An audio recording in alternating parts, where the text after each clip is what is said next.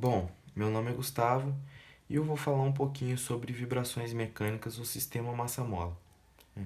E para compreender melhor esses sistemas, eu fiz primeiro um sistema 1 e o sistema 2. No sistema 1, identificamos uma mola de comprimento L e uma massa que provoca um deslocamento L na mola, até que o sistema atinja o estado de equilíbrio. As forças que atuam nesse sistema são a força da mola, que puxa a massa para cima e a gente adota ela como negativa, né? E essa força ela é descrita pela lei de Hooke, que é K vezes L. Né? A força peso é uma outra força que atua nesse sistema e que puxa a massa para baixo. A gente adota essa força como sendo positiva. Como o sistema está em equilíbrio, a força da mola mais a força peso tem que ser zero. Né? Logo, menos K vezes L, que é a força da mola, né, o sinal de negativo por causa do sentido da força, né, mais a força peso, que é massa vezes a gravidade, é igual a zero. Agora, analisando um pouquinho o sistema 2, né, a gente tem que o comprimento total da mola nesse sistema 2 vai ser L mais L mais S de T, onde L é o comprimento original da mola, L é o deslocamento inicial da mola, né? E S de T é o deslocamento da massa a partir da sua posição de equilíbrio. Né? De uma maneira geral, a força que atua sobre a massa nesse sistema 2 ela é descrita por Newton, né? Ou seja, força é igual a massa vezes aceleração. Porém, essa força ela pode ser compreendida pela soma de outras quatro forças. Né? A primeira força ela vai ser a força peso, que é a massa vezes a gravidade. A segunda força vai ser a força da mola, né? Que é menos K vezes o deslocamento da massa, né? Vezes o alongamento da mola, né? A terceira força seria uma força de amortecimento ou uma força de atrito, né?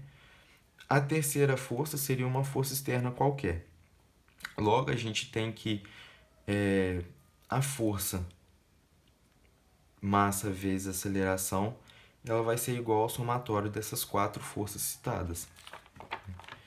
E descrevendo matematicamente esse sistema, né, a gente tem massa vezes aceleração, mais a força da gravidade, que é a massa vezes a gravidade, mais a força da mola, no caso menos a força da mola por causa do sentido da força, né, menos a força de atrito, porque ela sempre vai contra a direção dessa força, sempre contra a direção do movimento, né?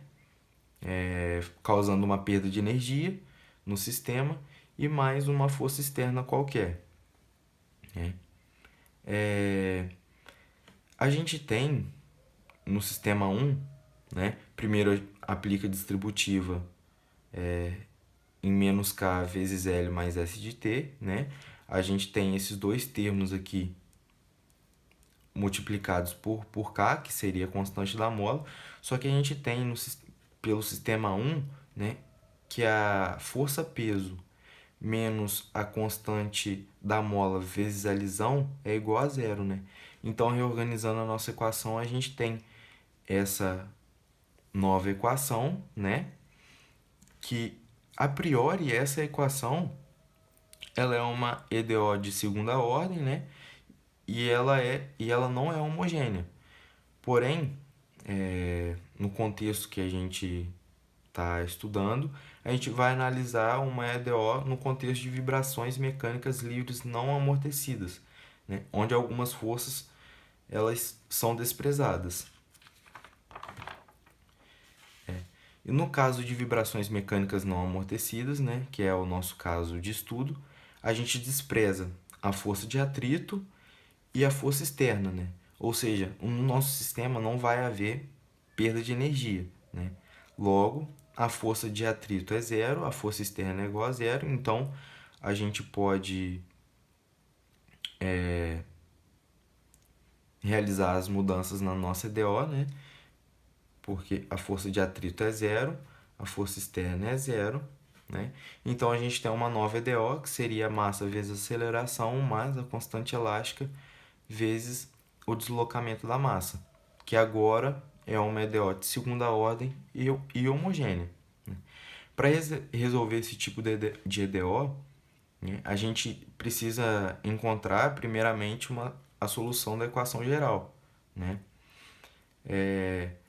E a gente encontrando a solução da nossa equação geral, a gente encontra uma solução complexa, né? Que seria R igual a mais ou menos raiz de K sobre M vezes I, né? Uma solução complexa. E dessa forma, a nossa solução da EDO seria do tipo S de T igual a A, que seria uma constante qualquer, vezes E elevado a Azinho T, vezes cosseno Bzinho T mais B, que seria uma outra constante qualquer, vezes E elevado a Azinho T, vezes seno de Bzinho de T, né?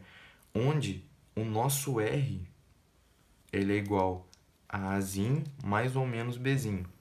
Ou seja, a partir dessa equaçãozinha aqui, a gente determina, né? A partir da nossa solução geral, a gente determina quem é Azinho e quem é Bzinho, né? Na nossa situação aqui, o Azinho ele é zero e o Bzinho ele é raiz de K sobre M, né? No caso, o Azinho é a nossa parte real da solução e o Bzinho é a nossa parte complexa da solução, né? Logo, fazendo as devidas substituições, a gente encontra que S de T é igual a Azão cosseno de raiz de K sobre M vezes T mais B seno de raiz de K sobre M vezes T, né? E para facilitar mais um pouco na hora de escrever essa expressão aqui, a gente chama de W0 esse termo multiplicado por T aqui, né? Assim a gente tem a solução da nossa EDO, né? Como S de T igual a A cosseno de W0T mais B seno de W0T.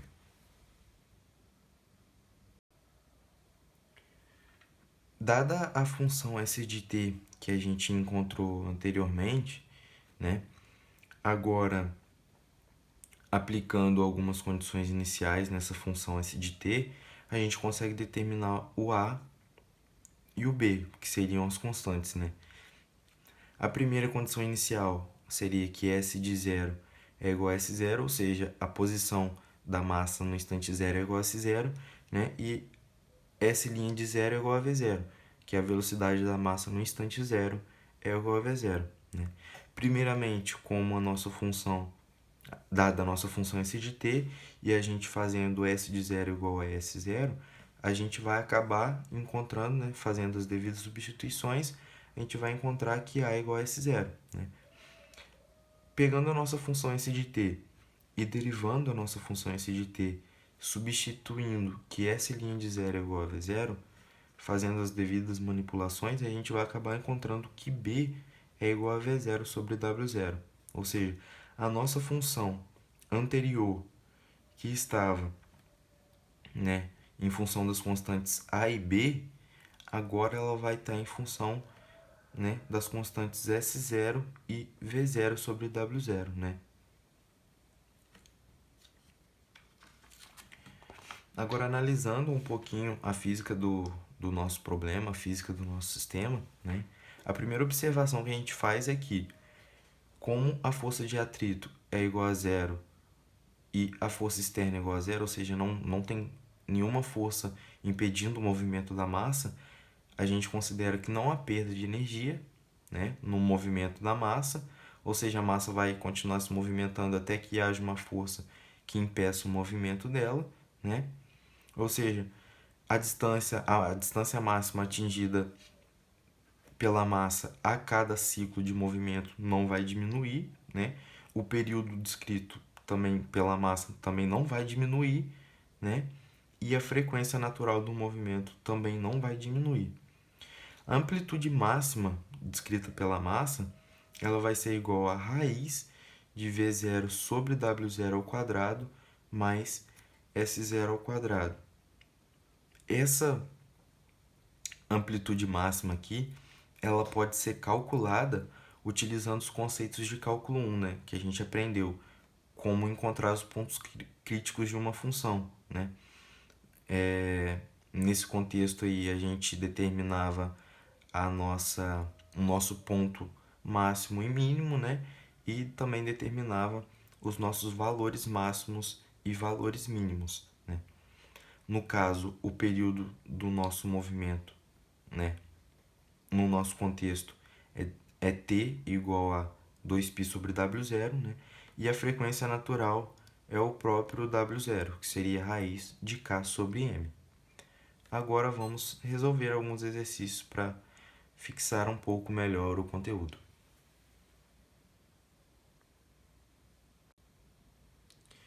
Agora, resolvendo os exercícios, primeiramente eu vou ler o enunciado de cada exercício e em seguida vou resolver o exercício, né?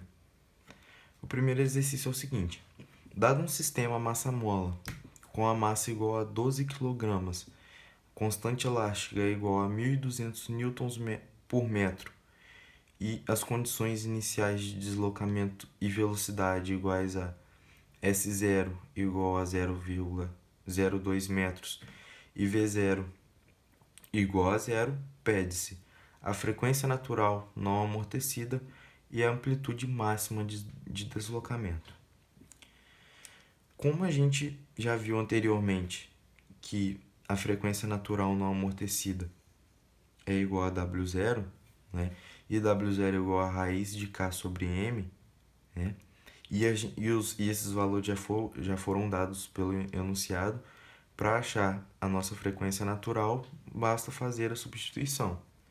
Então, W0 é igual a raiz de K, que é 1.200, sobre a massa, que é igual a 12. A gente teria aqui raiz de 100, que é igual a 10 rad por segundo. A amplitude máxima também já foi abordado, né, a fórmula da amplitude máxima. E como o V0 já foi dado, o W0 a gente acabou de encontrar e o S0 também já foi dado, né, a gente consegue encontrar a nossa amplitude máxima só fazendo a substituição, né? Então, primeiramente, a amplitude máxima é igual a raiz de V0, que pelo enunciado foi dado que é zero, né, sobre, no caso, V0 sobre W0, né, esse termo aqui todo, ele vai ser zero, né? Então, a nossa amplitude máxima vai acabar sendo S0 ao quadrado, né? Raiz de S0 ao quadrado, no caso. E fazendo substituição, a gente tem que a amplitude máxima vai ser igual a raiz de 0,02 ao quadrado, que é igual ao próprio 0,02 metros. E o segundo exercício ele vai ser o seguinte: dado, né, o enunciado do exercício anterior, né, ele pede para determinar o nosso S de t. A gente sabe que o S de t ele é igual a S0 cosseno de W0t mais V0 sobre W0 seno de W0t, né? E como a gente tem todas as constantes necessárias, né, para construir a nossa função, basta a gente fazer a substituição. Então, a nossa função S de t vai ser igual a 0,02 cosseno de W0, W0 é igual a 10, vezes o tempo, né? Mais V0 é igual a 0 sobre W0, que é 10, vezes seno de 10 vezes o tempo, né? Esse termo aqui todo dá zero, que multiplicado por seno também dá zero. Então, a nossa função S de t é igual a 0,02 cosseno de 10t.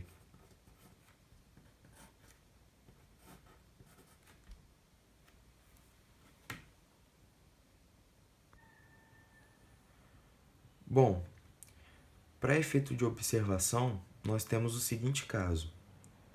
O sistema de vibrações mecânicas livres, que foi apresentado nessa aula, desconsiderou tanto a força de atrito quanto a força externa, né? Então, dessa forma, não existem forças nesse sistema que provocam a perda de energia, né? Logo, a massa, ao sofrer uma perturbação, ela ficaria oscilando por tempo infinito, né? sem atingir o seu estado de equilíbrio, né? Porém, vale a pena ressaltar que dentro de vibrações mecânicas livres, ainda há o caso em que a força de atrito ou uma força de amortecimento ela é considerada. Então, agora, nesse caso em que essa força de atrito é considerada, haverá a perda de energia no sistema, fazendo com que esse sistema tenda ao seu estado de equilíbrio, né? Então, tanto a amplitude quanto a frequência da massa nesse contexto vai diminuir com o passar do tempo, né? Nesse caso, a EDO ela vai ser descrita dessa forma, né? Sendo acrescentado apenas o fator de atrito ou fator de amortecimento, né? Só que para determinar a solução dessa EDO e analisá-la de maneira completa, né, a gente precisa de... esse processo vai ser um pouquinho mais complexo, né, e um pouquinho mais trabalhoso. Então, é por isso que eu vou deixar esse assunto para uma próxima oportunidade.